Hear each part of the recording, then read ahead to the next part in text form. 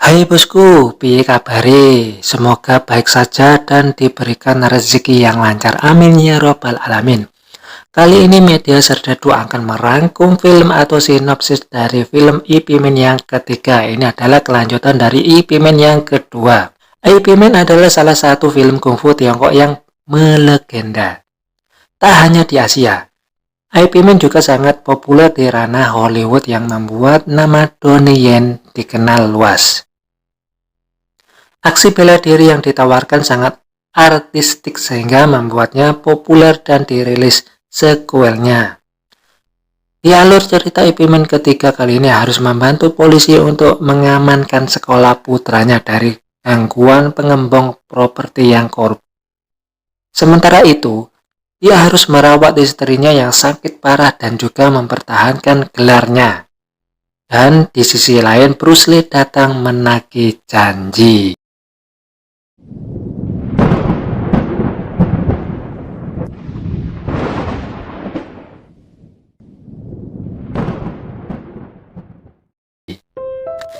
Film ini berlatar di Hong Kong tahun 1959. Ip Man dan anak bungsunya tinggal di sini. Sedangkan anak sulungnya tinggal di Foshan, Tiongkok. Dan itulah alasan mengapa di film ini anak Ip Man ada satu.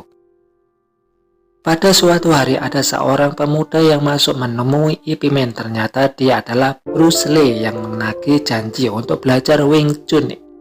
Kemudian ia pun mencoba dengan kecepatan bela diri Bruce Lee dengan melempar beberapa batang rokok ke arah Bruce Lee. Ip Man kemudian bilang lumayan, kemudian pergi membuka pintu. Tanpa bicara akhirnya Bruce Lee keluar dengan cukup kecewa karena reaksi Ip Man itu. Namun tampaknya Bruce Lee salah paham dengan tindakan Ip Man itu. Sebenarnya Ip Man tidak bermaksud seperti itu. Di sekolah terlihat ada dua bocah yang sedang berkelahi. Yang baju putih namanya Yip Ching, sedangkan yang baju hijau namanya Cheng Fong. Mereka adalah anak dari satu perguruan Wing Chun yang berbeda akan nasib hidupnya. Tak lama dari itu Bu Guru datang melarangnya berkelahi. Di kantor Yip Ching diobati istrinya Ip Man karena ini adalah anak mereka, sedangkan Cheng Fong diobati oleh Bu Guru. Ip Man kemudian datang ke sekolah setelah tahu apa yang telah terjadi.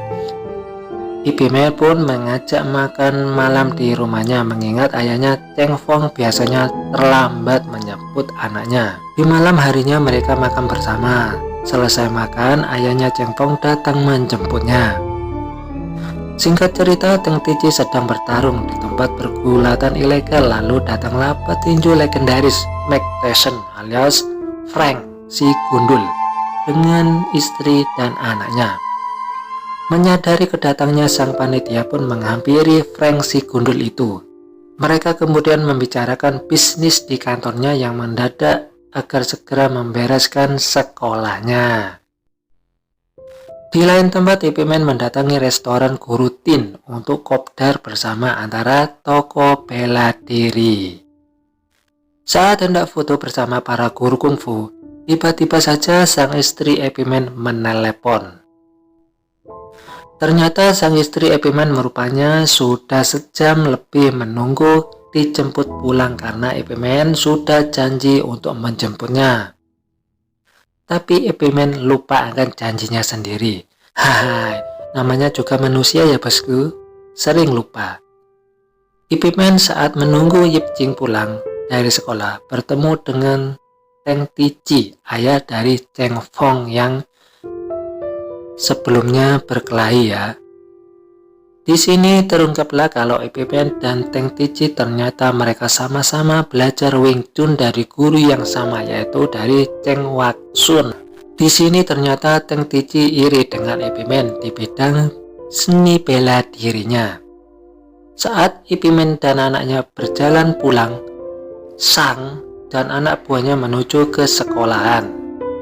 Ip Man pun curiga pada mereka. Setibanya di kantor sekolah, anak buahnya melakukan intimidasi sehingga membuat para guru ketakutan. Sang ingin membeli sekolahan ini untuk keperluan pribadinya karena disuruh oleh bosnya yaitu Frank si gundul. Akan tapi kepala sekolah menolaknya dan Sang pun memaksanya. Tiba-tiba saja Ip-Man datang mengajar mereka, lalu Ip-Man menelepon polisi. Sang yang kesakitan menyuruh anak buahnya untuk menyegel pintu sekolah pada malam itu juga. Dan benar saja, di pagi harinya para orang tua dan anaknya ramai menunggu di luar karena gerbangnya dirantai. Guru lalu melapor pada Ip-Man yang baru saja datang dan akhirnya membuka gerbangnya. Dari kejauhan anak buah Sang melihatnya dan lalu pergi. Karena takut akan terjadian di sekolah, maka Ip-Man dan muridnya memutuskan untuk menjaga sekolahan hingga sampai malam. Dan tiba-tiba saja mereka datang menyerbu dan Ip-Man menyerang gerombolan ini dengan sangat rapi dan lincah. Sementara itu kepala sekolah diculik dan dibawa pergi. Melihat adanya penculikan, Teng Tici teman Ip-Man pun bergegas mengajar para preman ini yang mau pergi.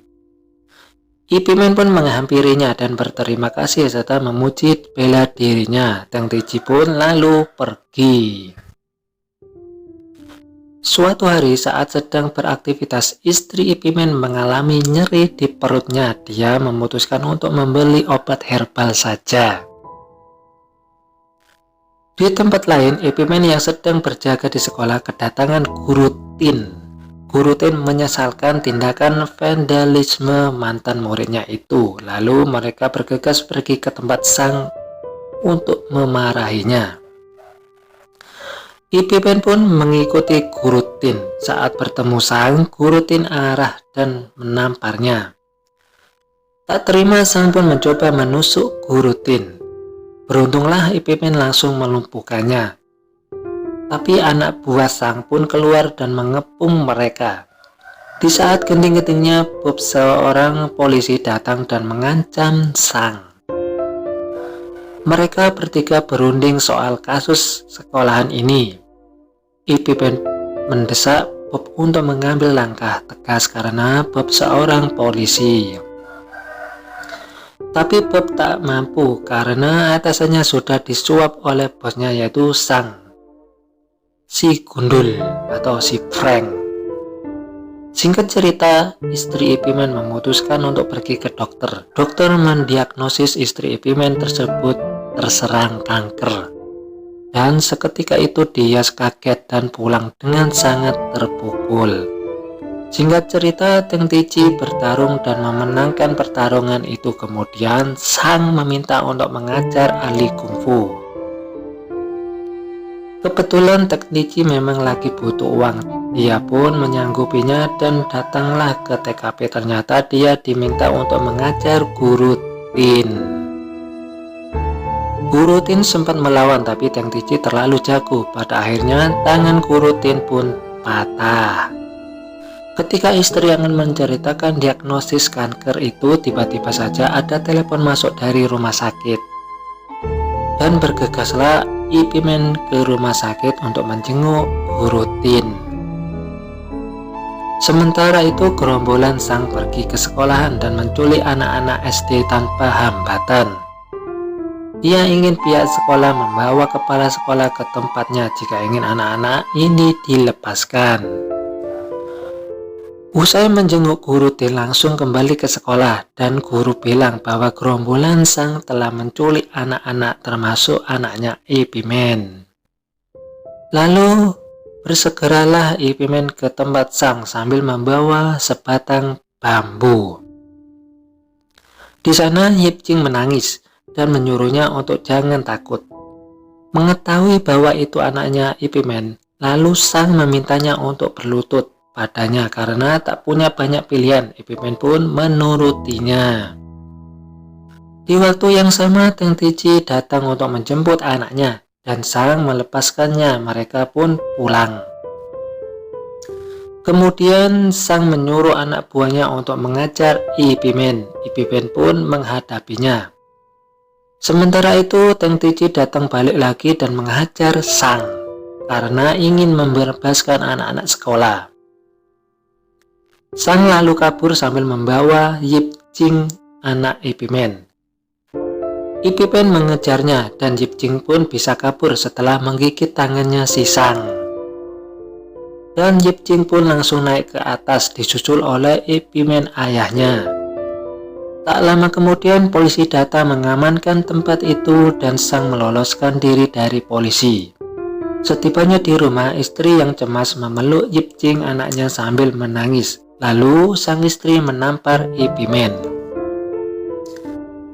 Sambil memeluk, Epimen pun meminta maaf padanya dan sang istri mengungkapkannya bahwa dia terkena kanker.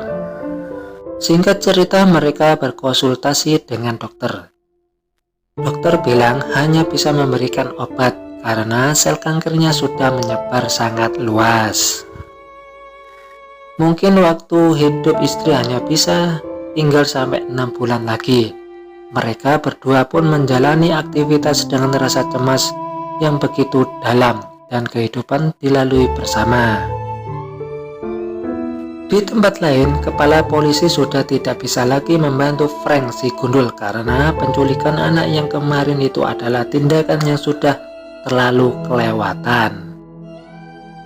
Frank si gundul pun menemui Sang yang tengah berlatih dengan petarung Muang Thai. Frank si gundul marah sambil meninju samsak tangan yang dipakai oleh si Sang.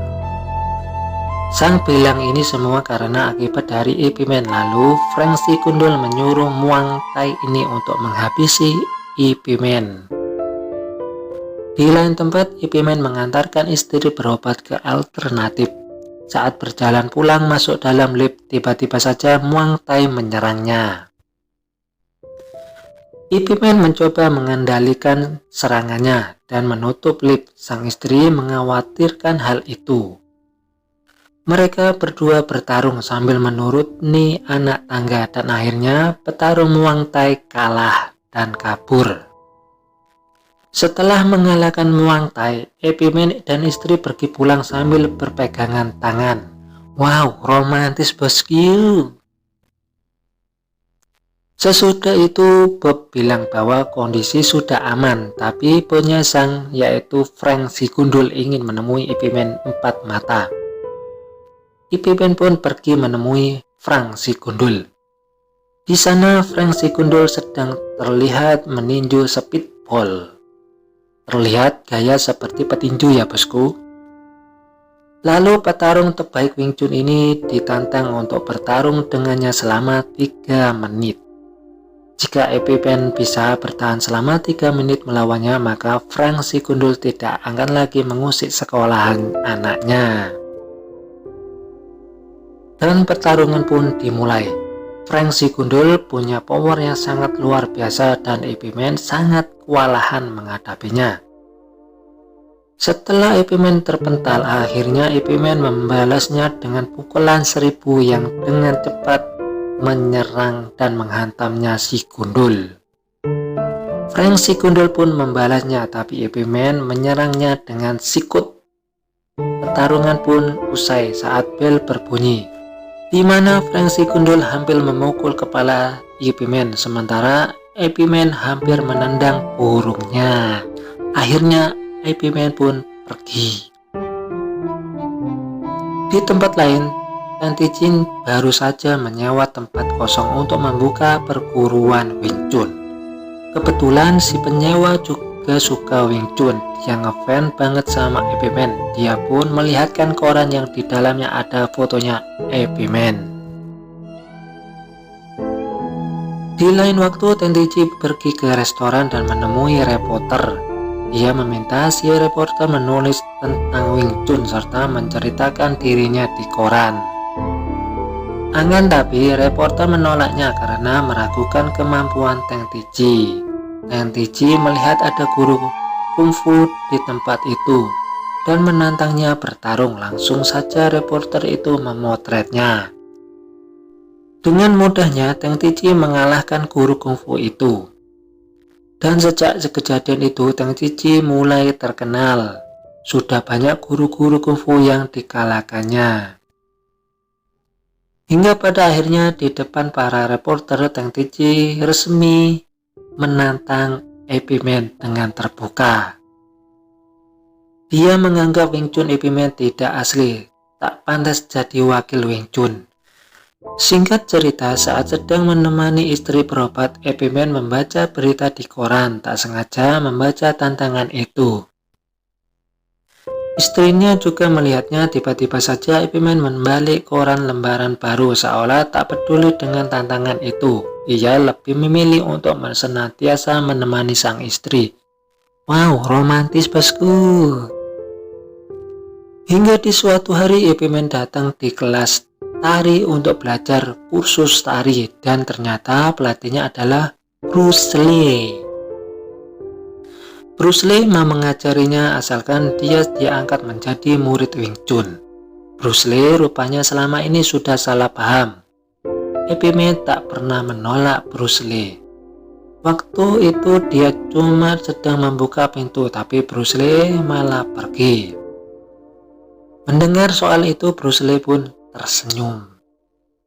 Akhirnya hari pembuktian pertandingan Wing Chun itu datang juga. Teng Ticci dan para guru yang sudah dikalahkannya menunggu kedatangan Epiman demi menjawab tantangan itu.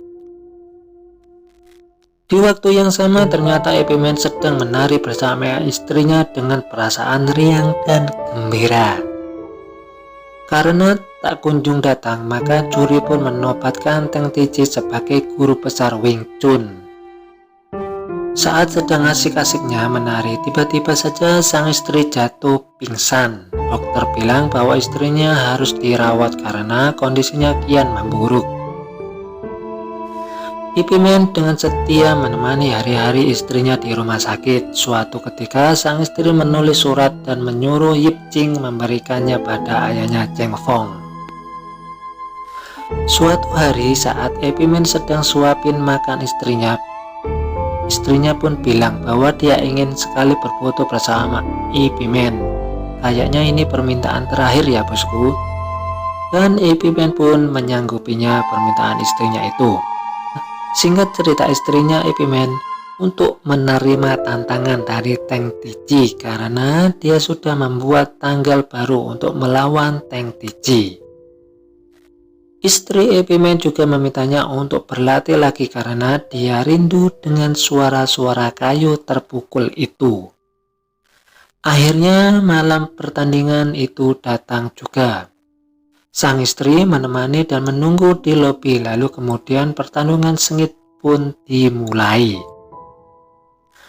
Awal pertandingan dibuka dengan menggunakan tongkat, keduanya sama-sama mahir menggunakannya. Kemudian lanjut lagi, kali ini menggunakan pisau ganda, mereka juga sama-sama ahli. Dan yang terakhir mereka bertarung dengan tangan kosong. Pertarungan berlangsung sangat sengit dan Teng Ticci mencolok mata Epiman. Sampai akhirnya menghindari dari serangan pukulan dari Teng Ticci. Pada kesempatan ini Epiman langsung memukul dengan pukulan 1 inci, kemudian Teng Ticci terjatuh kalah. Dia kemudian merusak tulisan guru besar Wing Chun dan mengaku kalah terhadap Epiman. Epiman bilang itu tidaklah penting, yang penting adalah cinta dari orang-orang di sisimu. Dan akhirnya film pun berakhir.